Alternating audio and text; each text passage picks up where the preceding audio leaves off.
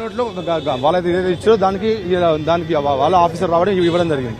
సరే ఇప్పుడు కేటీఆర్ ఇవ్వడానికి కూడా బయటకు వచ్చారు, కనీసం మీ నోట్లు తీసుకోవడానికి కూడా లోపలికి అనుమతించలేదు అడ్వకేట్. అంటే అదే అర్థమవుతా ఉన్నది. ఇక్కడ ప్రభుత్వము ఎవరైతే అధికారులు వాళ్ళ యొక్క విధులు కూడా నిర్వహించడానికి చేసే ప్రయత్నం కూడా లేదు. ఎందుకంటే ఎవరైనా కూడా ఈ భారతదేశ పౌరునిగా ఎవరైనా అడ్వకేట్ సహా తీసుకొని రావాల్సిన పరిస్థితి ఉంటుంది. కావాలని ప్రభుత్వం కుట్రపూరితంగా ఈ రోజు అడ్వకేట్ ఆలోచన చేయడం లేదు. సార్ కేటీఆర్ ఇప్పుడు అన్నారు, ఒక వివరణ ఇచ్చాను, లిఖితపూర్వకంగా ఒకటి ఇచ్చాను, అసలు ఏముంది సార్, ఏం చెప్పదు? అంటే వాళ్ళైతే క్వశ్చన్ చేయడం జరిగిందో, వాళ్ళైతే నోటీసులు ఇవ్వడం జరిగిందో దాని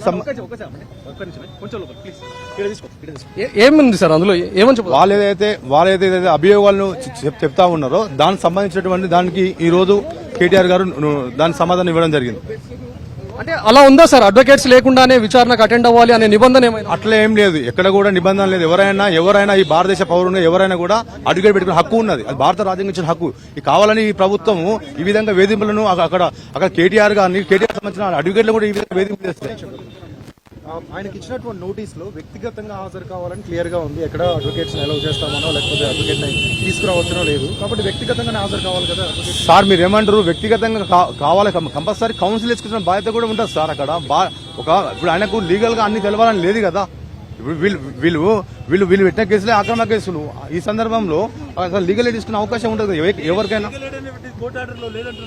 సార్ కోర్టు ఆర్డర్లో లేదని చెప్తున్నారు కదా వాళ్ళు. వాస్తవానికి కోర్టు ఆర్డర్ ప్రకారం మాకు వాస్తవానికి నాటు అరెస్ట్ కూడా మాకు ఉన్నది. ఇన్వెస్టిగేషన్ చెప్పేసి ఎక్కడ కూడా చెప్పలేదు కదా. కానీ నాటు అరెస్ట్ ఉంది కానీ విచారణకు సహకరించాలని కూడా ఉంది. సహకరించాలని చెప్పింది సార్. వాస్తవానికి మొన్న కూడా 1 వీక్ బ్యాక్ కూడా ఇదే కేసు విచారణ చెప్పి గౌరవ హైకోర్టులో కూడా విచారణ జరిగింది. వీళ్ళ తొందరపాటుగా ఈ రోజు తీసుకొచ్చి కావాలని ఎవరిని ఈ విధంగా ఇబ్బంది పెడితే మమ్మల్ని కూడా ఇబ్బంది పెడితే ఇది ఎక్కడ న్యాయం అండి? భారతదేశ వ్యవస్థలో భారత రాజ్యాంగ వ్యవస్థను మేము ప్రాక్టీస్ చేస్తున్నాం. మమ్మల్ని కూడా ఈ విధంగా రేవంత్ రెడ్డి ప్రభుత్వం ఈ కుట్రపూరితంగా దీనిపైన మా సీనియర్ అడ్వకేట్లు దీనిపైన కోర్టులో కంపల్సరీ ఛాలెంజ్ చేస్తాం. ఎందుకంటే దీనికి సంబంధించినటువంటి ఏదైతే ఉన్నదో ప్రభుత్వం కావాలని కక్షపూరితంగా ఈ రోజు ఈ యొక్క వేధింపులు, రాజకీయ వేధింపులు ఇవన్నీ కూడా ఈ రాజకీయ కుట్ర గైర్హాజరు అయినట్టే లేదు సార్. వాళ్ళు నోటీస్ తీసుకున్నారు, తీసుకున్న అక్లైమెంట్ కూడా తీసుకున్నారు సార్. సంబంధించిన ఎవరైతే ఏసీబీ ఆఫీసర్ వాళ్ళకి ఇచ్చి ఇక్కడే ఇవ్వడం జరిగింది, టికెట్ గారు ఇవ్వడం జరిగింది.